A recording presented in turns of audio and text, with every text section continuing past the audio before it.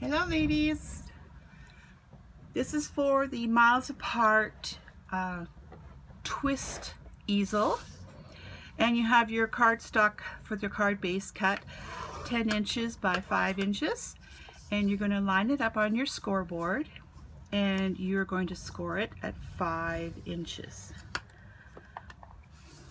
Okay, then you're going to flip it over. I think you flip it over, yeah, and then you it's been a while since I made the card. And then you have I always have this filled in line here for such purposes when you have to do scoring at angles and stuff.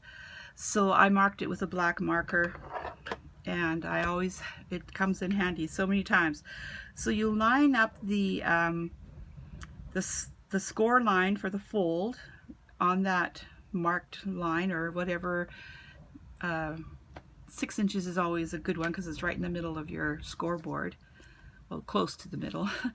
And then you have your point lined up there as well.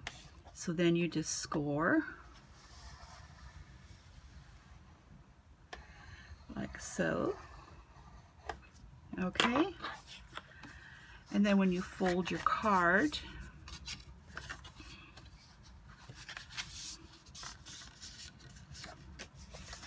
there's your easel twist. And then of course we have our stopper right there. I didn't use a bone folder, so it's not going to want to stay. You'll want to always use a bone folder because it really helps things stay properly on a card.